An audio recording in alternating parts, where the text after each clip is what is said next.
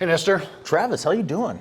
Fantastic. Nice. Love the Santa Ana winds. It means fall is here. Yeah, I woke up this morning to a big giant pile of leaves outside my garage door. You know, a little wind tunnel that leads straight into the house. So, Hey, be careful. So, got to clean up some leaves, but it's all good. Yep. Yes. What's new? What's exciting? The market's new. Yeah. How about that? Exactly. I feel like Muhammad Ali. Muhammad Ali. Tell me a little bit about what that means. Can like duck and move. Oh, yeah. There you go. This is true. Yeah, you know. We've been in a pretty static market for 18 months, 2 years. Yeah. Of not having to change a lot about what we do. Kind of like you said earlier today, reacting. Exactly. And if you're looking to react right now, you're probably not doing a whole lot. The right hook's going to hit you square on the chin. Yeah. Yeah, and knock you out. But and it's interesting because I don't think a lot of people saw this coming. I mean, this thing happened so darn well, quick. the severity of it. Yeah. Yeah, and we need to be careful with that because when we're talking to our clients versus people in the industry, Right. that can mean hugely different things, Correct. right? Like if you say, boy, it happened so drastically, people automatically in public go, oh my God, is the world dropping or prices down 40%? Yeah, No, the sky's no, falling, no. Chicken Little, right? Yeah, So, no, things are pretty solid for the consumer. Yes. If you need to get a house sold, you can get a house sold. If you want to buy a house, there's an opportunity to buy a house, more so than the last couple of 18, 24 months. Much more balance. It's But for us as brokers and agents, it's kind of slow. And I like to use this analogy. We've used it before in the past. It was the road trip to Vegas. Wife said, we got to get there in 3 hours. I said, I got that. And, you know, we were pushing 100 miles an hour and doing just fine. The roads were clear. And then a cop pulled up on the road ahead of me, and we had to slow down. And you know, in this case, just slowing all the way down to like 60, 65, and that feels like really, really slow when you're going that fast for that long. Yeah. Which I really feel is where the market is right now. We're in a more balanced market, and we just, as an industry, haven't adjusted to. I guess all the officers came out at once. So, yeah. They got a plane or two flying above us too. I think it's a balanced market, but it's not balanced as far as transactions. True. That's slowed down dramatically.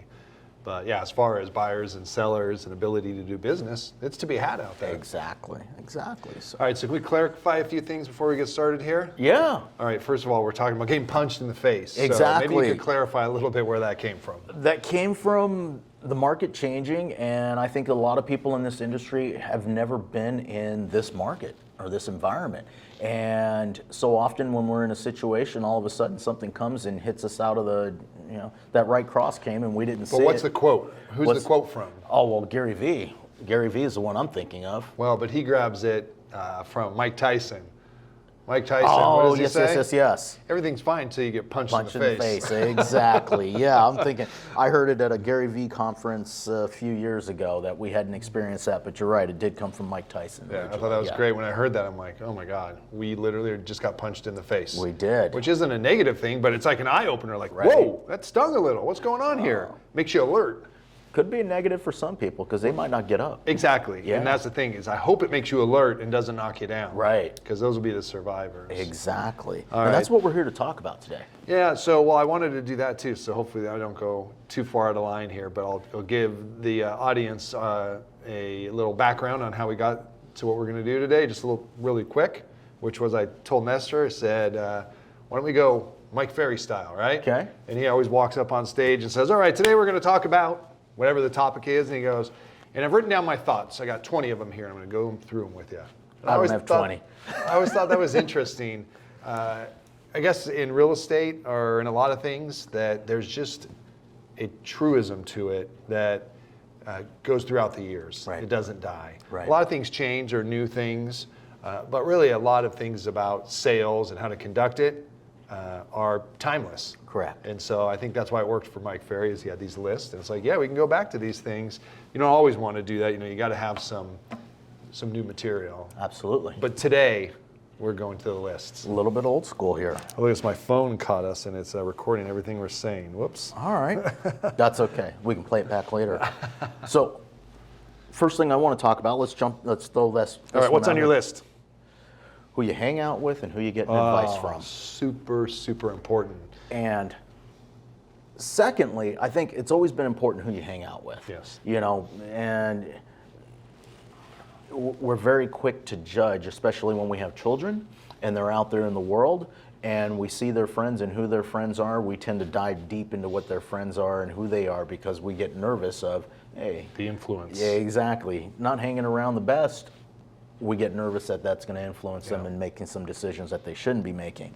So, you know, that's always important. But right now, I really think more importantly than ever, it's who you're getting advice from.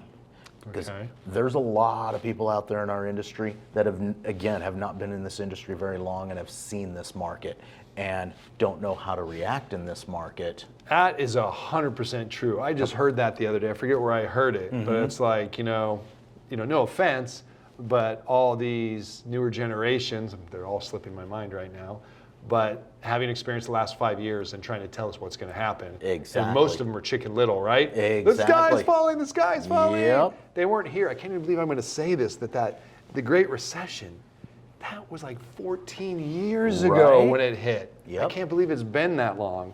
So, man, if you haven't been in the business at least 14 years, don't prognosticate. Correct. Because correct. you're doing it on somebody else's information, not your experiences. And I go to a movie, one of my favorite movies of all time, The Godfather. Oh, yeah. When it was time to go to war, what was the first thing he did? He actually fired the guy that didn't know anything about being in war, and he brought his new right-hand man in that actually understood war so that he could go to battle. Yeah. And I think that that's really where we are right now is, hey, are you making sure that you're in line with the right people and getting the advice from the right people that actually have an understanding of where we are and where we've been, you know?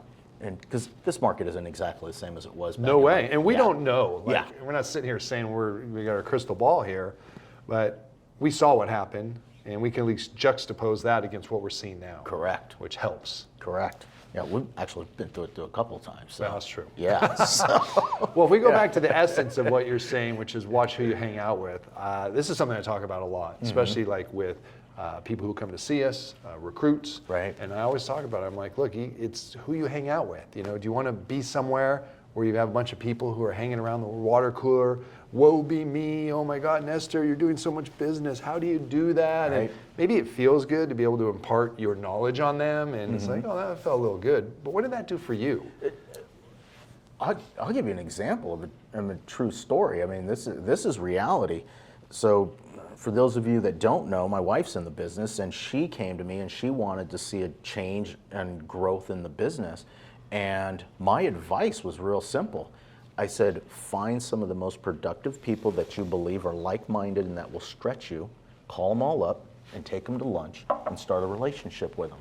See in that group who fits, who doesn't fit, you know, and the ones that fit, keep talking to them, Make them your group. Exactly.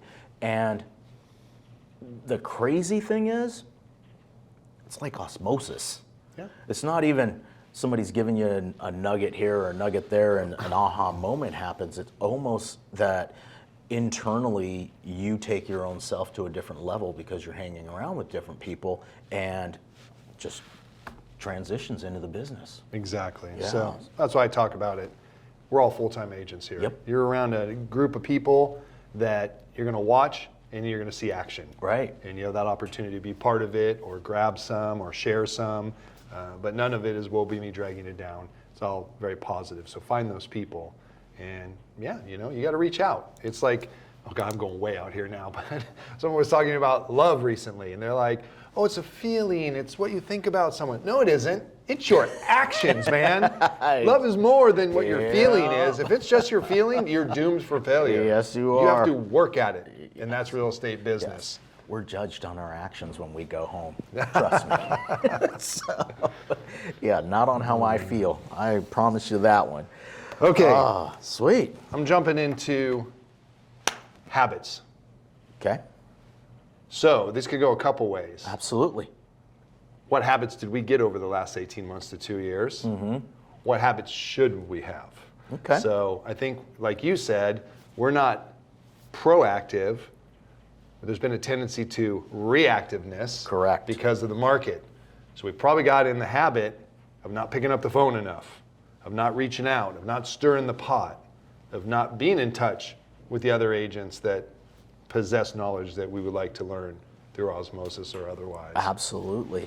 And it's funny because one of my notes was your morning routine, and have you adjusted your morning routine for the now? Have you made that change for right now and what's currently going on? Again, like leading back to your habits, and are you doing the things that are going to make sense right now and what's happening? And then, gosh, funny picking up the phone. I decided to pick up every single phone call today. Oh, that's interesting. It was quite. Is it an eye opener? Was it positive or negative? I wrote the number down. I left it down on my desk before I came up here because I was going to bring it up, but it was either 15 or 16 solicitations just today. Oh, wow. Yeah. So the majority, which I want everybody to understand that. So that means that there are people out there working. And if you're, we talked about it in the very beginning, if you just got hit with that right hook and you went down and you're not making those phone calls or doing those things or putting those goals in place of what you should be doing on a daily basis, then be careful, because guess what? There's people that are out there doing it. So I got lit up today and I was all like, whoa, where's all this coming from? And, make that little box. And the only thing that fits in there is a number, and that's how many calls you should be making, how many clients you should be meeting, how many belly-to-belly conversations. Keep in mind, the only thing that fits in there is a number. Excuses don't fit. Tough love. It is a little tough love to do. Yeah, but I just think we need to look back, and maybe there are probably a lot of people who have great habits and held those throughout this last market. True. And that's if you're those people. Congratulations. You're well ahead of the pack. And you still got to adjust, though. Well, exactly. Yeah, we need to review what we're doing, how we can adjust it to what's the reality now. Right. And making sure it's still effective. Exactly. All right. We're just crossing these things right off the list. I like this. Oh, good. All right. All right, your turn. Skills. Skills that kills. Yep. Stephen Covey sharpened the saw, and you got to put in the reps. I think this is right at the top, one of the number one skills. We're going to go individual or just talk about skills? You go individual. Number just one, skills. I think right now that I'm seeing is skills in conversation. Yep. On when you pick up the phone, to answer, to call out, in general conversations. People just have lost that recently, and we really need to get back on the game. Oh, and here's what's interesting, because when I started thinking about skills, I see it in two areas. Should you have a script? Should you not have a script? Should your conversations be canned, or your presentations be canned? That's a different conversation. But I believe you should have that script that you know. But I also believe that you should know it so well that you're able to jump back and forth and make sure that you are only applying the part of the script that applies to the conversation, so that you can be present in that conversation and actually be a part of the conversation. One of the phone calls I picked up today, and that was the other thing, I was making lots of notes today based on the conversations I was having, just for that purpose of who's got skills and who doesn't out there. And the last call that I got today, just minutes before we came up here, the guy lost my interest, and it'll be another topic we talk about it, because it's people need to know and trust us. And I lost trust in the guy because he lied to me. And he doesn't know he knows he lied to me. He doesn't know that I know he lied to me, but he lied to me. In the conversation, he's trying to sell me on something, and he says, yeah, I couldn't find you online. And I said, what'd you put in? And he says, well, I put your first name, last name, city, and your company name, and you didn't show up. I'm all like, Not possible. exactly. I've been doing this long enough, and that's one of the things that I actually enjoy, that I know that wasn't possible. I'm all, first name, last name, city, and the name of my company, and nothing showed up under me. Okay. I find that hard to believe. I don't need your product. Yeah. And that's an example of him probably following the script that he was given, no fault of his own, that he was given this script and say, hey, say these things. But hey, the recipient on the other end knew better in that particular case, and so completely fell off and had no chance of us ever developing a relationship to even give him a chance of doing something, because it's not going to go anywhere. Yep. So, yeah, that's unfortunate. Listing presentations, Yep. dust them off. Dust them off and modify them. Well, absolutely. You Yeah. get those up to date. I mean, those conversations are utterly different than Correct. they've been, and it's cyclical. You know, we're back to having conversations that we had back 14 years ago Yep. about the realities of the market, bringing it to people's attention, trying to pound it into them that I'm sorry, I know you so believe what you believe right now, Yep. but what you believe is wrong. Exactly, yeah. We may not sell the house in 1 day or 2 days. So do we have a plan for 3 weeks or 4 weeks or 5 weeks or 6 weeks and 6 months? Do we have that plan? Is that plan in place? And did you have that conversation? So yeah, listing present. I can go on all day with skills. Okay, so that was good. All Did I bring right. up skills or did you bring up skills? I brought up skills. You brought up skills, Yeah. okay. You know, this is kind of the same with his habits, but maybe there's a little bit different. Routine, right? Do you have a routine? I know I've finally gotten into the habit of that. Oh, here comes a call right now. I'm going to go ahead and silence that. Yeah, do you time block? Yeah. And stick to that. What a great feeling that is, you Right. know, when you really get into that mode where you're like, this is what I'm going to do, and you don't break it, and you feel the power of it. Can I give you an example of that real quick? Absolutely. So I time block in the morning, my 2 hours of power from 9 a.m. to 11 a.m., and I'm pretty stringent about it. Yes, you are. And I love to do it. And you know what the best feeling is when I get to the end of those 2 hours and I've stuck to my game plan, and then I finally go out of that bubble and open up my email and look at things, look at my text, because I don't touch those during those 2 hours. And it made me realize the power of not being distracted every 10 seconds Right. by whether it's email or an interruption from a person or a text, and just saying, you know what, it's okay.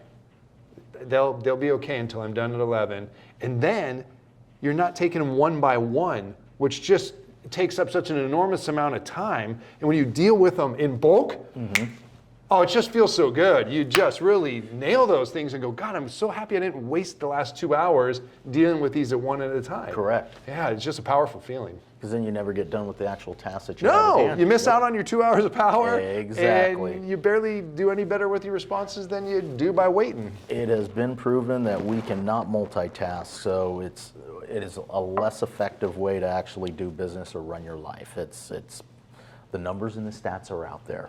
So And this is such a long game we're in, Yes. And so you just got to have those things going. Got to Right. say, here's what I'm going to do on Tuesdays. This is what I do.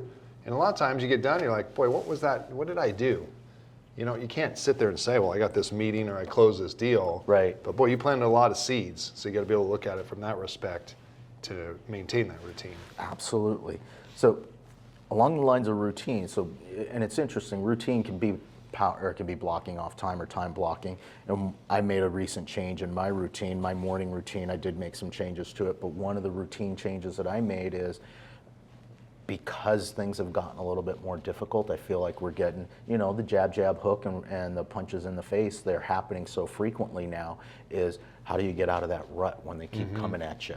When phone call after phone call, or situation after situation, or escrow after escrow falling out and things of that nature, or whatever the case may be, it's very easy now to go down the rabbit hole. So one of the new things that I've created and put into a routine is just taking a break, turning on the music, something that makes me happy, turning it up a little bit, and just letting it re-energize me for a minute or two, and taking that quick 2 or 3 minute walk to get back into the flow of things and putting everything behind me, and actually scheduling it. So actually goes into my phone to shoot me a reminder, you need to get up and do this. So I make sure that I actually am doing that now. That's important. Yeah.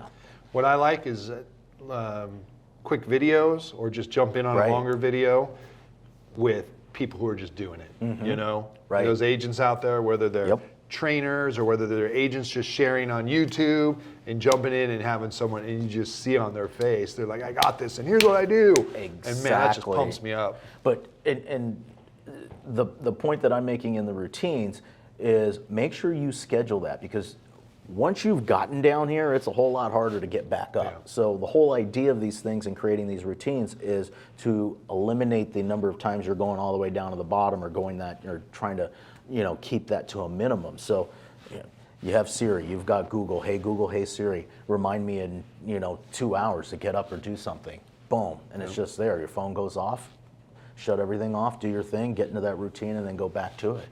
So, Love it. yeah, all right.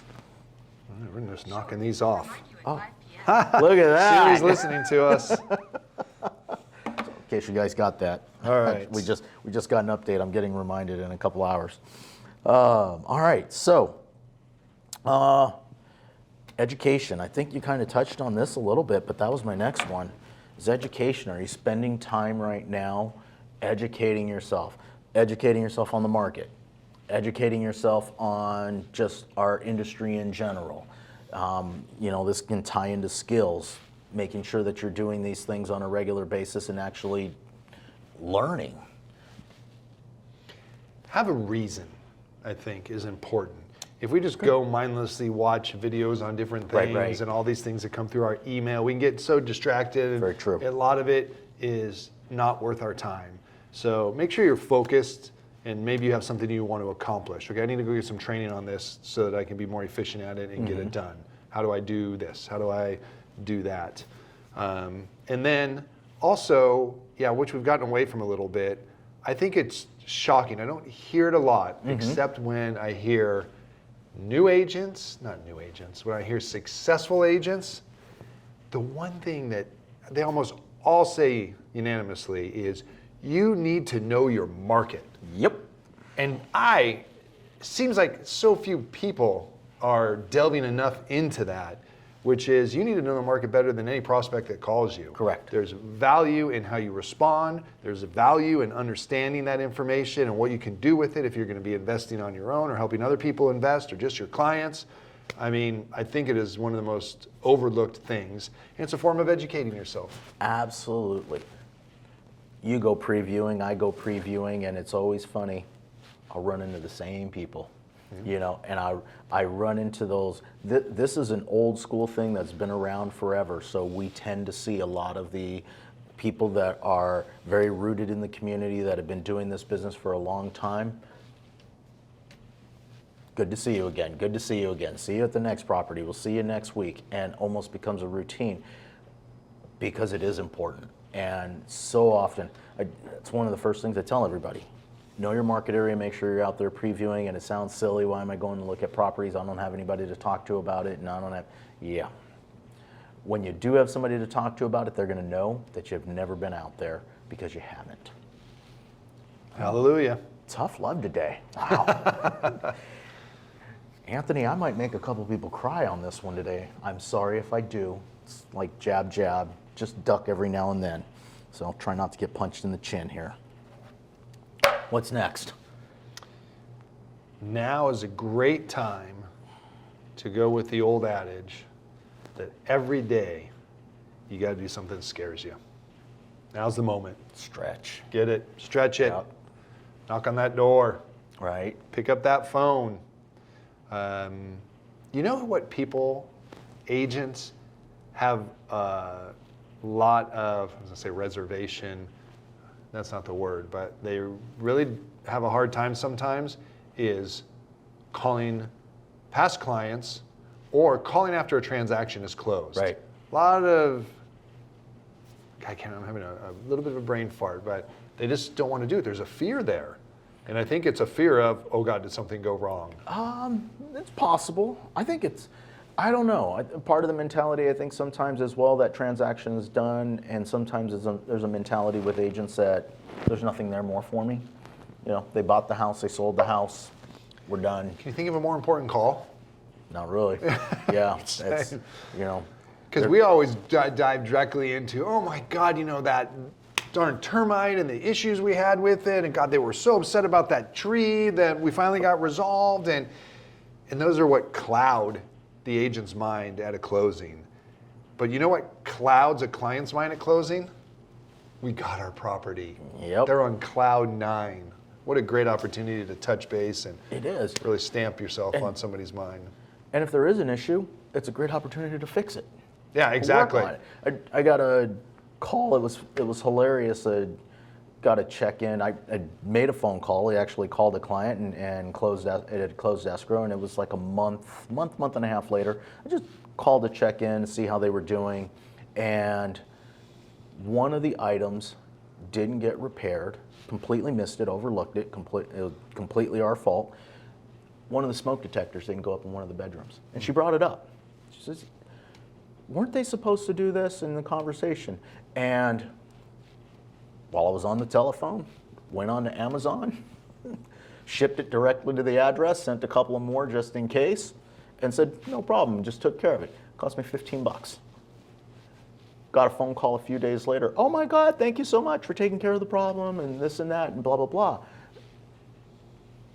You're correct, and when you're saying this, that the clients really, they love their house and they're happy that they got in, or if we sold it, they're happy that they sold it and they got the money and have moved on in life and things like that. So for the most part, everything is a positive situation, and even if it's not, it's an opportunity for us to make it a positive situation. Correct. We can't be afraid of it. You know, people understand situations. Right. And just being able to chat, even if there's nothing that you can do, and, you know, present whatever ideas you can about how to better resolve something, even though it might not totally resolve the situation. Just the fact that you touch base carries so much weight. But there's a fear there, I'm telling you. There's a fear for a lot of people. I'll tell you where I'm seeing a bigger fear in calling their past clients, and what I'm seeing right now is a bigger fear of calling the other agents. There's a lot of agents out there that, you know, some of the things we talked about today, having the skills and educating themselves, where transactions right now are falling apart that are completely unnecessary. And they're happening because the agents aren't communicating, or they're afraid to really have the true conversations about what's going on, and they're just quick to cancel. In most cases, I was talking to Chris from Escrow this morning, and we were talking about an escrow that just reopened, and it had canceled 3 times. This is the 4th time the escrow's opened. And both Chris and I said the same thing at the exact same time. It was a shame, because in all of those cases, the transaction was salvageable. She talks to both the buyers and the sellers. In all 3 cases, the seller obviously wanted to sell, the buyer wanted to continue to buy, but the buyer's agent, our company was representing the listing, but in all cases, the buyer's agent was not a strong enough agent to bring closure and talk with or communicate with their buyers and truly have a conversation, and have a conversation with the listing agent as well to come up with a solution, when there was a solution there on all of them. And they just were quick to canceling it, the money back, and letting the, you know, I wonder what's going to happen down the road on that. Because at the end of the day, there's going to be regret from someplace down the road. And that's a shame, and it's unnecessary. One of our agents, she always tells me, Travis, all we are is highly compensated communicators. That's right. And I would add on there, problem solvers. So if you think about your job like that, communication's the #1 thing. Right. So you got to pick up the phone or communicate in some form and not let it fall apart or have someone assume something. You know, hey, I think maybe something's not being totally understood here. Can we go over this real quick? I mean, save a deal with a 20-minute phone call. Exactly. No, you got to be humble enough too for those situations. That's part of the issue. Yes. Huge egos do not just push things apart. See that too much. That was all I had. All right. Oh, well, actually, I sort of had one more if you want. Do you have another one? One real quick. Go but for I seem it. to be stepping all over the other ones with my recommendations Me too. here. So it's all good. I think this one works a little bit. We talked about habits. We talked about routine. And then I have on here, you want to be successful in real estate? Bore yourself to death with your tasks. Because so much of it is just repetitive and needs to be done with no immediate gratification, which too many times turns to people giving up and businesses failing.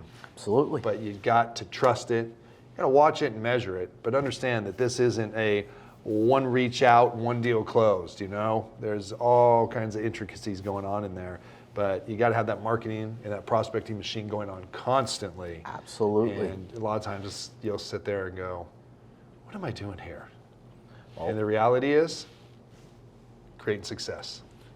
if you rewind this back or whatever, it's not rewind anymore. It's not a cassette tape. But if you play back, you'll hear me I said the words, you got to put the reps in. And that's exactly what you just said. We've got to put the reps in. So take the task and continue to do it, and keep doing it. Success will come. Yeah, it's like, what does Darren Hardy say? You're going to eat that piece of chocolate and be like, oh, that's no big deal, because nothing happens immediately. Right. But when you've done that for 6 months straight, okay, Something will now you got happen. an issue. Exactly. And you're going to see it. So the beauty of that is that works both ways. Yes. You cut that piece of chocolate out every single day and you won't see any results on day 1 or day 2 or day 3. But 6 months down the road, when you put in the reps, you will see the results. So, Absolutely. all right. So What do you want to close with? my last one was making sure you have enough lines in the water. So making sure that there's enough there, and what we mean by lines in the water are where are you getting your business from? So you should not be relying on just any one thing. Oh, gosh, no. Yeah, because sometimes something's working and something else isn't. Yeah, I mean, trying to think of an example. Well, let's start with how many lines do you think we should have? Minimum 4. Okay. No now? more than, God, if you can handle 8, you're a champion. Okay. So I'm thinking 6 to 7 right now. Okay, Yeah, that's good. I'm thinking 6 to 7 lines in the water right now. Should be there. And I like the number 8 because, again, we're in a marketplace right now where there's some uncertainty going on. So start to figure some things out because you never know. Something you might try might actually catch on. Dump the one that doesn't work. Yeah, and it'll get you through that gap where other people are struggling. Right. Wondering how you did that. Exactly. But you just got to be a little careful, right? Short sales, people were consumed by those, right? When they got good at them, they're like, okay, this is what I'm going to do. It was a great opportunity. I mean, you really had to know what you were doing to be skilled at that. But when it was over, it was over. Right. So I hope you have some other lines in the water Exactly. besides just the short sales. Otherwise, you got a problem. Same with REOs, right? I remember when I got my REO account. I was like, woo! That was great. And I threw everything else aside. Oh, boy. Yep. Oh, and then when the boy. REOs went away, I was all like, ooh, got to start over again because they do go away. So, Yeah, absolutely. yeah. No, I remember that. But it was good. It was a good time. And it was interesting because it did fill a gap. But on hindsight, looking back, not having the rest of the lines in the water ended up suffering later.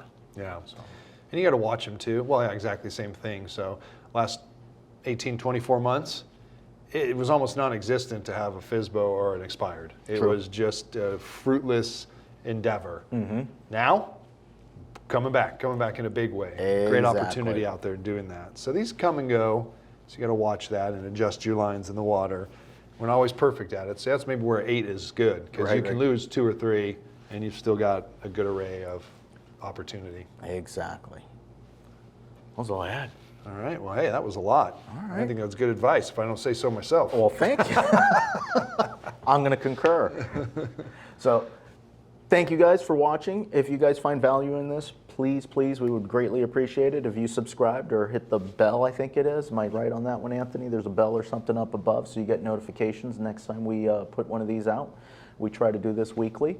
If you have any comments or questions, please put them in the comments. We do go back and take a look at those and happy to answer them.